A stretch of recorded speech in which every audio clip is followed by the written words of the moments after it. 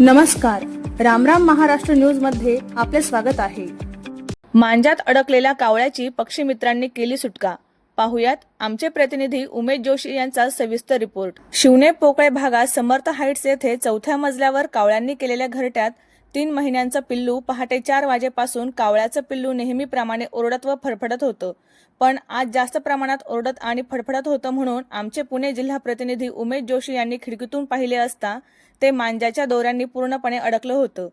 आमचे प्रतिनिधी उमेश जोशी यांनी तातडीने शाओलिन मार्शल आर्ट्स संस्थापक राजू दवणे सर आणि सहकारी अरविंद साळवे सरांना संपर्क साधला, तेव्हा त्यांच्याद्वारे पिल्लाला दिलेल्या संपर्कापैकी रेस्क्यू चॅरिटेबल ट्रस्ट मित्र शुभम साळवे व सिद्धार्थ पवार यांना संपर्क साधून सविस्तर माहिती असता दाखल घेऊन तातडीने येऊन घटनास्थळी रितसर पद्धतीने कावळ्याची मांजाच्या दोरापासून सुटका करताना भरपूर कावळे जमा झाले होते, पण छत्रीच्या सहाय्याने कावळ्याची सुटका केली असता तो पायाने जखमी होता म्हणून कावळ्याला उपचारासाठी डॉक्टरकडे नेले आहे।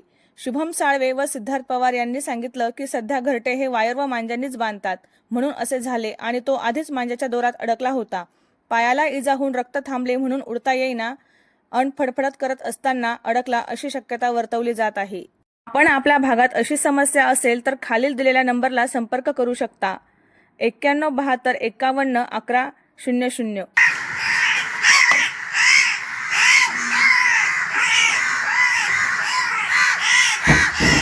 सोडणारे गडे जर पिल्लाला काय करता येतं त्याला असं वाटतं।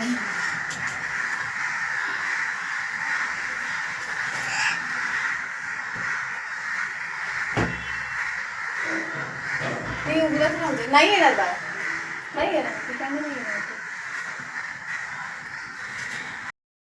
पंकज येतो आहे ना?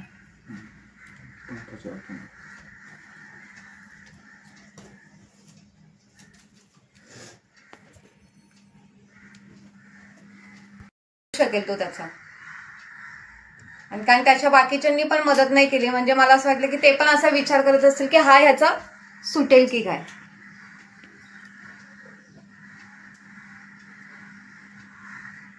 खूपच हे झालं ना।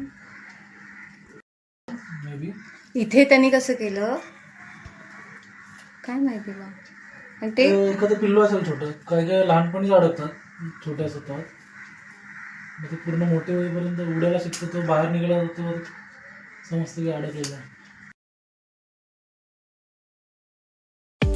अशाच नवनवीन बातम्या पाहण्यासाठी आमच्या चॅनलला सबस्क्राईब करा, फेसबुक आणि इंस्टाग्राम पेजला फॉलो करा।